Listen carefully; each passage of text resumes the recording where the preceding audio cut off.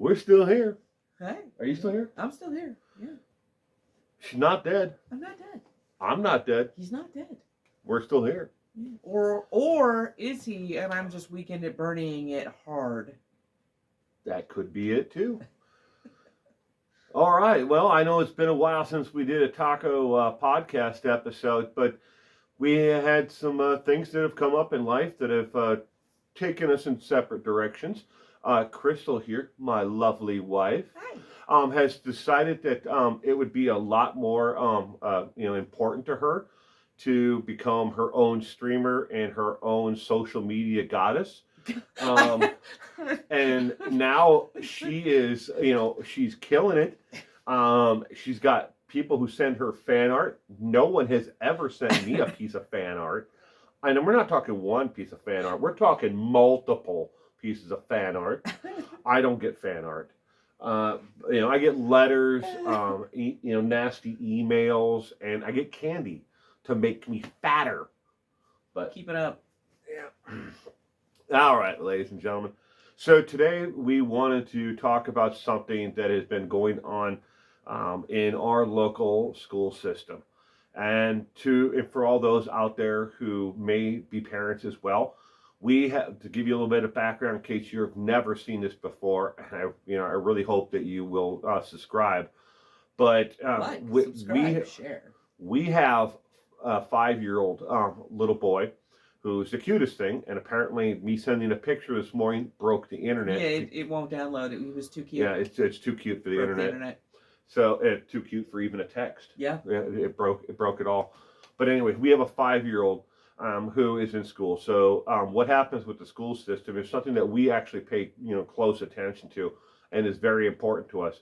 If you're a grandmother, a mother, or maybe you have children that are not who don't have children yet, this is something that what is going on in our school system here has been playing out in a lot of other school systems across the country, and I would presume around the world if they had, but I'm not too familiar with how they run their schools around the world. But it's important because what they've been doing has been a violation of your rights, mine, hers, everyone's rights. And Crystal is now going to tell you a little bit about what we're actually involved in. So go ahead, take it away. To start with, wow, yeah. So I've been involved. Okay, I'm gonna roll this back a little bit. As most people know, I'm actually pretty introverted. I don't do a whole lot of public speaking. Pretty? I would say extremely. Yeah. And whatnot. So when I actually spoke to the school board earlier this week, I thought I was going to vomit. I was so nervous. I was just like, ugh. I had this thing I'd written out. I'd practiced it beforehand. From what I understand from others, the delivery was good. I was panicking the whole time, so who knows.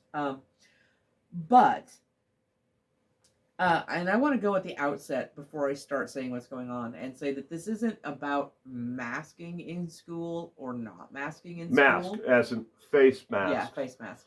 Mask for, the COVID restrictions and trying to stop the spread of COVID.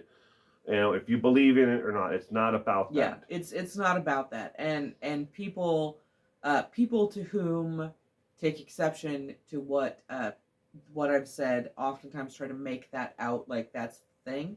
It's not. We have a special needs child, and getting him to wear a mask is hard. He doesn't want to. And so we 100% empathize with parents for whom this is a struggle. We get that as parents. The issue that we have is adversarial relationship from board members to parents. I was literally called the enemy. I'm not an enemy. I'm a parent. I'm invested in my child and my child's education. And for a board member to give approval to their supporters when they call other parents the enemy, that creates divisiveness. The issue that I had when this had come up, that a lot of other parents had is violation of meeting norms. Basically, laws, not norms, laws. Yeah, norms, laws, yeah. In this particular case, the board had been ambushed um, by three members who conspired prior to the meeting to bring up an item that wasn't planned ahead of schedule. Why this is an issue is because it constitutes a quorum, but it wasn't an open meeting. So it constitutes a quorum of the board, and yet they didn't allow anybody from the public to witness their meeting, what they were planning on doing. That's a violation not only of, it's not just a violation of Open Meeting Act, it's also a violation of the trust that parents put into the board. These are the people that represent everyone, not just the people who voted for them. And when I addressed the board, I had mentioned, I had gone through the numbers of registered voters, the percentage. Ultimately, these people were elected by just over a quarter of the population. You don't just represent these people who voted for you, you represent all parents. And while we might all disagree, even people who fundamentally agree on political basics or religious basics or educational theory basics, everybody disagrees about some things because every family, every child is different, right? So that's a basic. We're all going to disagree. But we all have to respect the process. And in this case, parents need to be part of that process. Keeping us out of it is a violation of the trust that we put into our representatives. That was my main issue. That and the fact that what had happened was done entirely for political gain. It had absolutely no bearing whatsoever on education. True. And there was no reason to do it. Our governor is going to be lifting mask mandates in a couple of weeks, and everyone knew that ahead of the announcement. But because the announcement was coming out, these three made a decision to rush the vote, ambush the board, put it out there. And ultimately what that did was it put the school in jeopardy, because this would put us not only in violation of mandates, which, again, regardless of how you feel, one way or the other, and like I said, we understand, it's still a violation that puts funding in danger. But what it also does, it also puts us in violation of union agreements, worker safety agreements. This is played out in other school districts, and the upshot has been hundreds of thousands of dollars in fines. That's money that could have gone to our students. We didn't want that to happen. Essentially, it was a mess. It was a huge mess that was made for no reason other than people wanted to score points. And I take exception to that. I believe our children need to be respected and not used as pawns. They're people, and even people who don't have children, the educational system, these are our future leaders. These are our future servicemen and women. These are our future neighbors, friends. These are the people who are going to be taking care of us when we're old and infirm. It is in everyone's best interest to have a solid educational base. It's impossible to try to explain to a child why they are not going to school anymore, because the school system, the board of the school board itself, they not only violated state law, contractual law with the teachers union, the insurance company that protects the school board and property, every school and everybody who may be on the school grounds, rescinded their insurance policy over this. The state then said, you have X amount of hours to solve what you just did, or we're going to pull the money from your entire district, to make sure you understand that every student is at risk here. Regardless, again, if you believe that masks should be worn or not, they did this outside of the law, violated open meeting laws, and regardless, they knew going into the vote that they took the vote when they would not have public input. They did this again when they wouldn't have a complete board of directors there to be able to put up an argument. They knew that certain people who were on the board had prior engagements for that day, so they called the vote out of order and out of place with no public input at all. Now, I want to add the beginning here. I said that this is something that is not just affecting people here locally and us.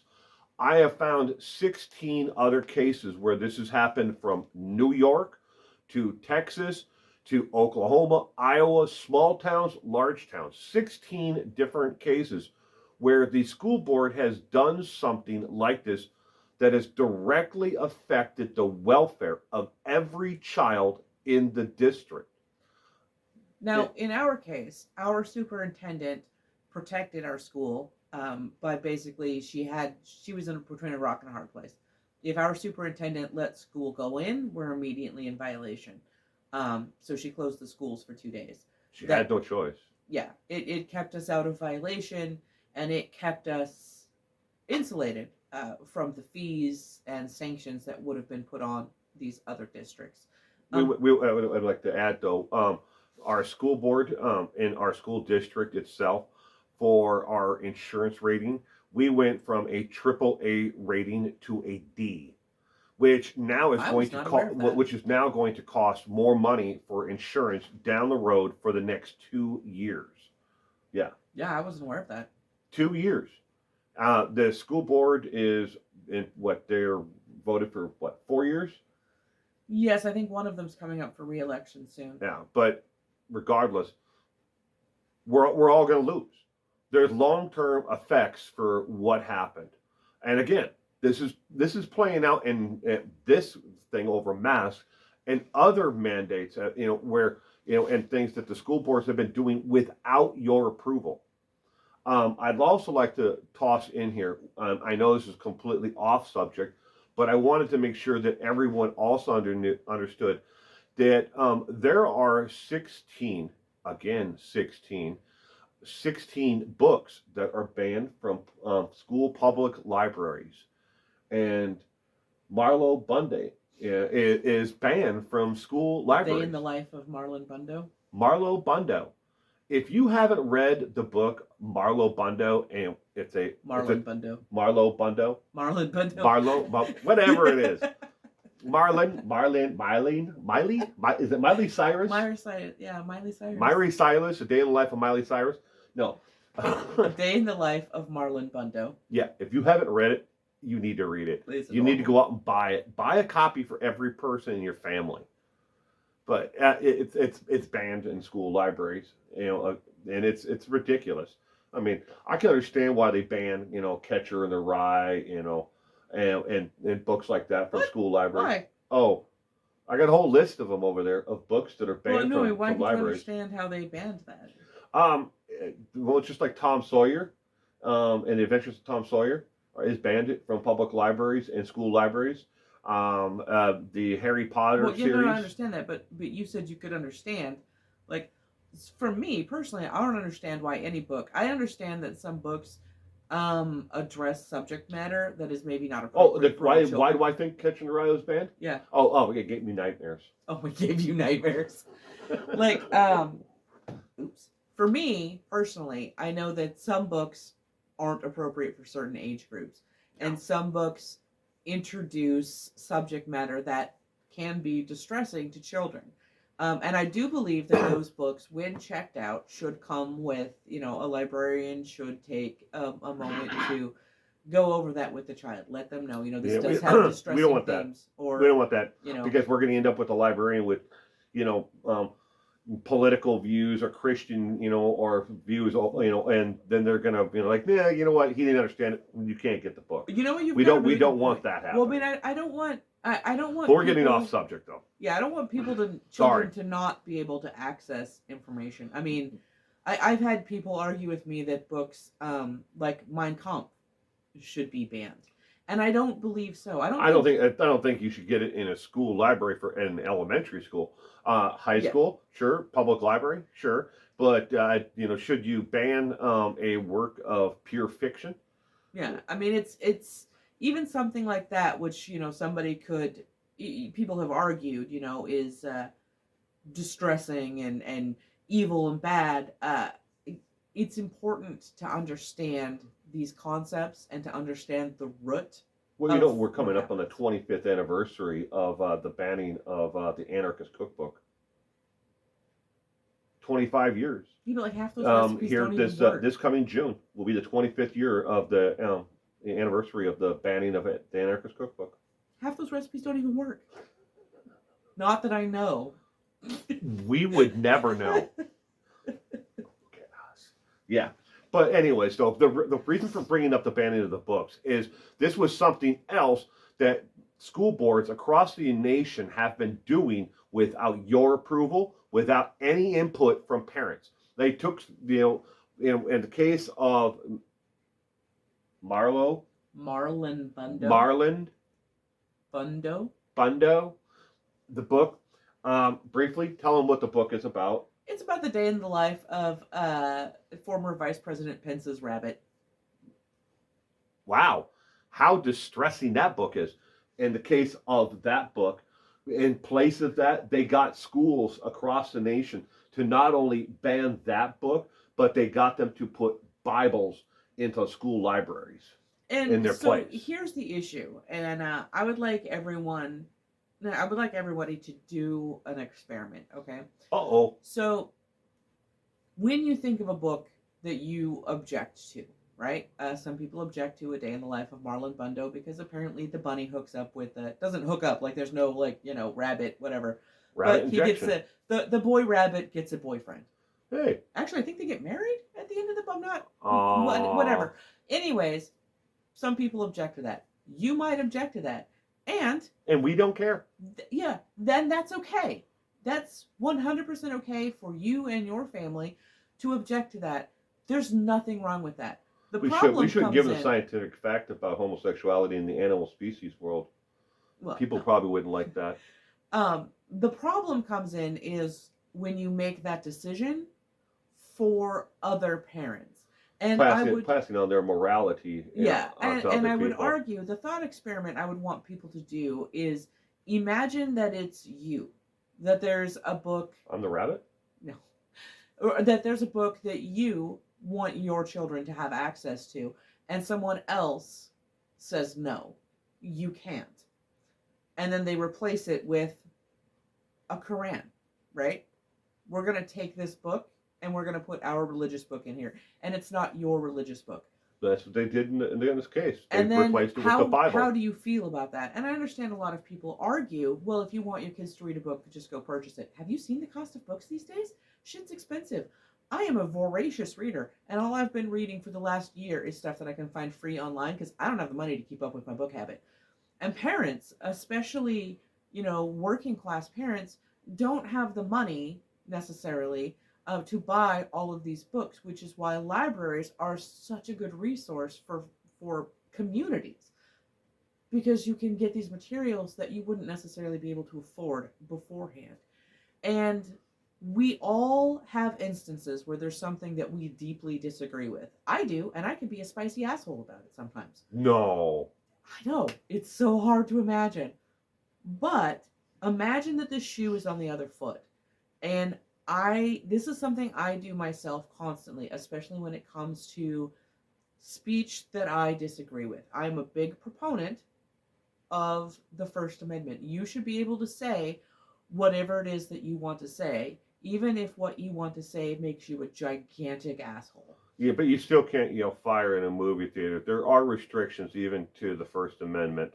And I often remind myself, such as the whole... You wouldn't know that if you read the comment section in anything online. The whole punch-and-Nancy thing from a couple years back, right? Now, as many of you know, I am a descendant of somebody who escaped World War II, escaped Nazi Germany, came to the U.S.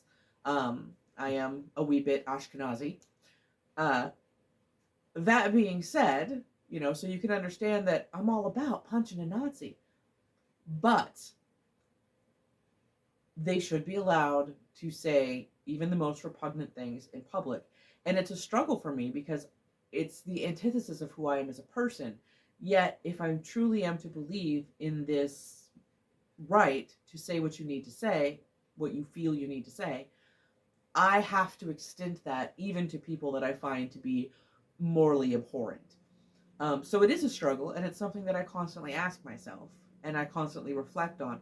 And I feel like people should do the same with reading materials. You might not like it, and that's okay for you, but you can't make that decisions for others. I might want to punch a Nazi, but I can't. Oh, so can we go back to the beginning? So would that be a you know, you can't restrict somebody by wearing a mask. I mean, let's just play devil's advocate here. Excellent. I mean, I love that. I don't want COVID. Do you want COVID? I do not want COVID. Do we want our dead friends who died from COVID to have COVID? No, we don't. Want them to have COVID. We did not want them to have COVID. We've But lost anything family. that we can do, or you can do, and everybody else, how much of an inconvenience to you is it to wear a mask? Is it really restricting your constitutional rights? I love that argument, you idiots, who say that it's a constitutional right issue to make you wear a mask in order to go into a store that clearly all the stores have a sign on that says that they can refuse service to anyone.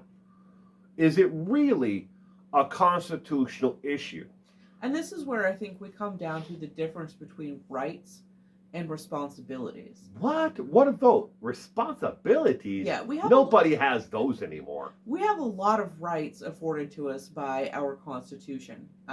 And though I have issues with our governance, I do believe that we are a very good country, and that we have a lot of rights afforded to us that a lot of other countries don't. But along with that, we have rights enshrined, but we have social responsibilities. And part of those social responsibilities are sometimes we have to be uncomfortable for our neighbors. If your daughter has a peanut allergy, sure, it's your right to eat peanuts, but are you going to when you know she's going to die if she gets, Your neighbor? No, I'm talking about your daughter, right? So I'm talking about kids, like in your family. In your family, your kid has a peanut allergy. You have a right to eat peanuts, but are you going to eat a peanut butter sandwich even though it's going to throw your kid into anaphylactic shock? Oh, of course. No. I like peanuts. I'm going to do what I want. You're going to take... Miracle! You're going to take mitigation, Maybe you really want that peanut butter sandwich, so you're going to go out and have a peanut butter sandwich at a friend's house. Then you're going to brush your teeth before you go home. Or, Well, you should brush your teeth anyways. Yeah. With dental hygiene, we're not going to get there. There's a lot of people out there who don't brush their teeth, but maybe once a day if they're lucky. And I have to stand next to you. Please, for the love of God, if you're not going to brush your teeth, bring a bottle of Listerine with you. So think about those mitigation strategies. You do them at home for your loved ones, but we have broader social obligations to our neighbors too. If I know my neighbor next door has a peanut allergy, I'm not going to offer her peanut butter cookies. I'm not going to go shake her hand when I know I've got peanut butter on it. And this extends too, because as we've talked before about community, strong communities are what makes us amazing. And part of having a strong community is knowing our social obligations, which comes down to, no, you don't have to. So do we have to But you should. Do we have to respect our neighbors? By passing illegal votes. We'll vote things that away from their children in the dead of the night without having a public forum about it. Well, now we definitely don't want feedback. They did, and if it happens to hurt every child, adversely for the next 3-4 years because of what 3 idiots did, and without any input. Now, in this case, they did have a vote, so they had. Oh yes, that is, they did. They vote. had a secret meeting where they decided they were going to secret. Do this. Then no joke. Then they sprung it on the board as a whole. Well, 5 out of. Well, there's 5 8. members. Yeah, there were 5. No, 5 out of 8. No, there's 5 on our board. No, because 2 weren't there. Yeah. So that would be 7. It was the 3 members who made the decision in the secret meeting, and then they sprung it on the 5 members. Okay, yeah, that's what she's saying. I'm like, and there's more than that. Part of the other thing that irritates me... And the superintendent wasn't there either. The other thing that irritates me is that they lied, and they continue to lie about it. Why are you insulting my intelligence? At the beginning of the public meeting, they'd already had the private meeting, the secret meeting. At the beginning of the public meeting, people are coming in, they're wearing their masks, they're upset because they have to wear masks, and one of the board members who had the secret meeting tells them, you have to wear it for now, but just wait. But then later on, when people point out they had this secret meeting, she insists they didn't. But it's obvious you did. We know that you did. Why are you lying to us? I guess the three members who walked in all just suddenly agreed. Yeah, let's hold a vote right now. That's not on the agenda. It was on the agenda, but they didn't specify what it was. Yeah. They had led the other two board members to believe that the agenda item was about something else, about a resolution they were going to propose to send to the governor, and not about. So the whole thing was just, it was duplicitous and it was wrong. And like I said, we understand the stress, and it's not about the masks. We understand the stress of masks. If they told us Taco doesn't have to wear a mask to school tomorrow, fucking awesome, because having him put one on is a huge pain in the butt. Imagine having a child who, you already fight with to get dressed in the morning. Pants. Pants. He is not about the pants at all. He will go to school, underwear and a shirt, maybe if we're lucky, shoes. But he'll put on socks. You have to fight with him just to get the clothes on him. Then you get him to school and you have to tell him, okay, buddy, now you got to put on your mask. He puts it on, pulls it right off. Yeah, and he's got to wear it until the 21st of this month. Yeah. But, I mean, it's been a fight for, 2 years to get him to want to wear it. We don't want to have to put him in a mask either. We 100% understand. So it's never been about that. It's been about the secrets, the duplicity, the lying is what it's about. And the upshot of this is that I'm currently being stalked by a couple of supporters of some of these board members. They come to my page and start fights with me and then get mad because I don't agree with them. You came here. They'll probably dox her next. It has happened. They'll dox you and then have people show up at your home. Well, I love that. That's one of my favorite things about being on social media. This is something that that is a legitimate concern. These supporters of these board members have been making the rounds and going to people's homes. So it is a legitimate concern.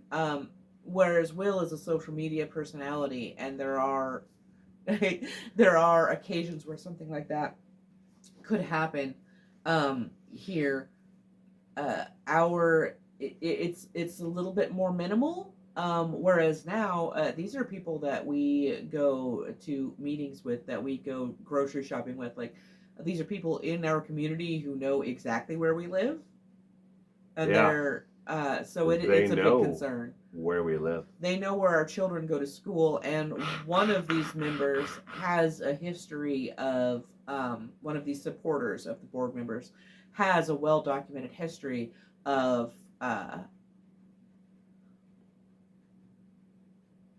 what's a good way to say it? They've had the police called on them before for their behavior in schools around students. So we're just going to. They have a huge issue with people who are not like them, and do not believe in what they believe in, and they have shown tendencies to become violent. Yeah. So these people are supporters of the people who took this illegal vote and did this at our school board. This is one of their supporters who they know is unhinged. They know where we live. Why I was nervous addressing the school board. Now there were several people who addressed the school board who demanded the resignation of the 3 board members. I do think that they should go, especially after the meeting when us parents. They're being sued now. The school board is. Yeah, they are. Lawsuit, more money, gotta go out the door, away from your children. When we were referred to as the enemy, I was like, yeah, you gotta go. We're not the enemy, we're parents, you work for us. But until then, I hadn't demanded their resignation. I would say things on my personal, like, oh, he's gotta get out of here. But, when it comes to addressing them, I feel everybody has a chance to do better. And They're working in an echo chamber. All they hear is from this 25% or 27, I guess, 27 and 28% respectively, of people who agree with them. So that's all they're hearing from. So maybe they truly do think they're doing what everybody wants. No, I totally disagree with that. They came in. They came in and they ran on the mandates that they were going to do whatever the hell they wanted, and they did it anyways. They got elected by a small majority, but this is just the tip of the iceberg. If you look at what they ran on, they're going to continue to try to steamroll every parent out there and everyone else's rights. So, we're at the tip of the iceberg. But again, I want to point out that things like this are happening in school boards all across the nation. And it's not about if you believe in masks or not masks, or banning books or not banning books. I'm just putting that in there because there's another thing that you need to be aware of. How does your child have the ability to, or your grandchildren, or anyone that you care about, how do they have a chance to get a complete and full education in this world if we limit the total amount of knowledge that is accessible to them? I mean, Catcher in the Rye gave me nightmares. But, I'm glad that I read it, and I'm glad that I understood it, and that it was there for me to read and get nightmares over. Of Mice and Men made me cry. I thought that was a funny book. What the fuck? Lenny. Lenny. I can't believe I'm married to this man. The book made me cry. I'm a sociopath. But all right, well, we should wrap up this episode there. But Mama's got work to do. It's time to go grind in the Minecraft. Before we wrap this up and leave people again, Crystal, everybody would like to welcome you back to the Taco Podcast. Will we be graced with your presence in the near future, or will this be a one and I'll see you in 6 months? Oh, you'll definitely see me in 6 months.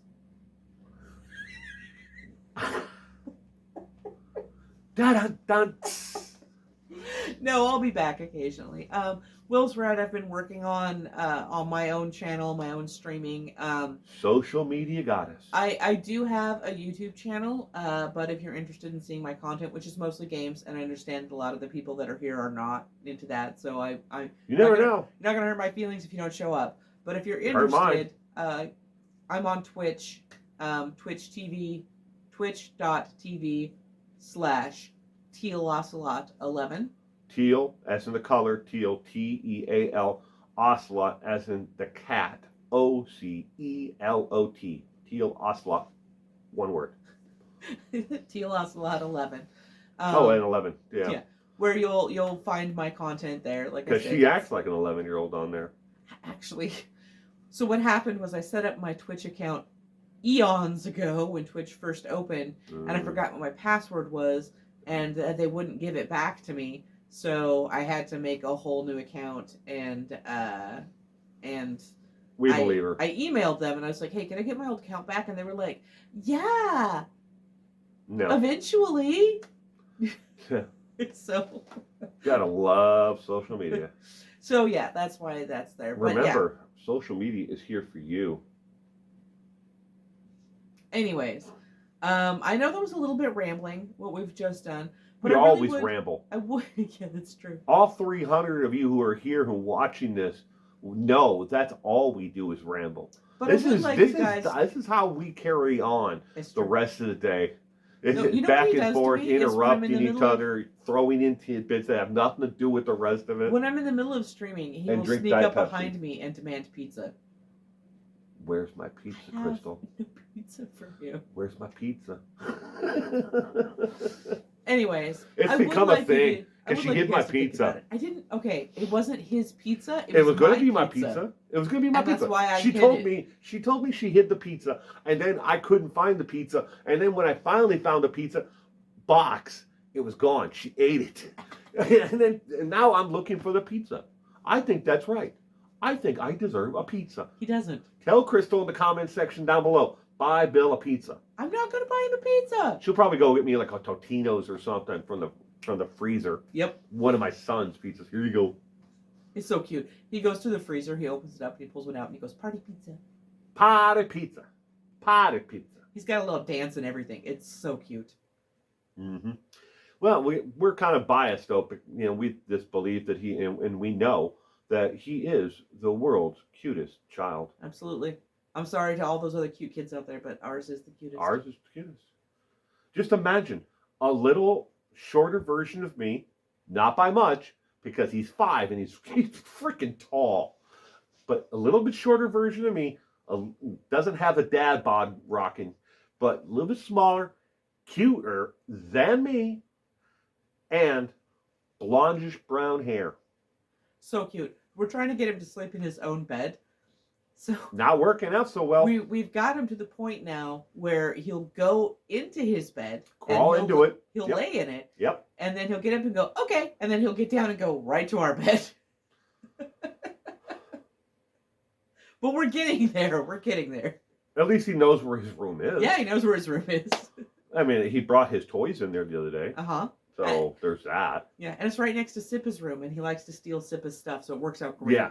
Yeah. So it's not, Sippa's his sister. He calls her Sippa.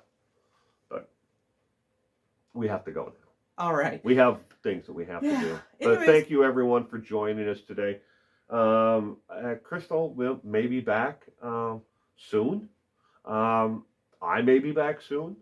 I have given up on doing the podcast and posting it to SoundCloud and to what I can't remember what the other thing is that I uploaded it to one and they were sharing it to different streaming services, but apparently they don't tell you this up front, but you only get so much storage per year and then they make you pay, and that's where I'm at right now. And with we don't make any money at this. How am I supposed to pay for that? That's money? No, you may not. I can't have any money. I ate bagels with your sister today. I can't give you any money. That's right. She got bagels and good coffee today. I haven't eaten anything. I'm starving. Don't listen to him. He had bacon and coffee here. That's what I had for breakfast. I had bacon and coffee. I know. That's all he had for breakfast, just bacon and coffee. But don't listen to him. Bacon makes the world go round. Bacon is good for me. Bacon is my favorite. Bacon is everything. Bacon makes everything taste better. And I had to wash it down with something.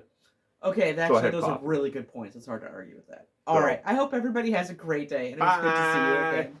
Bye.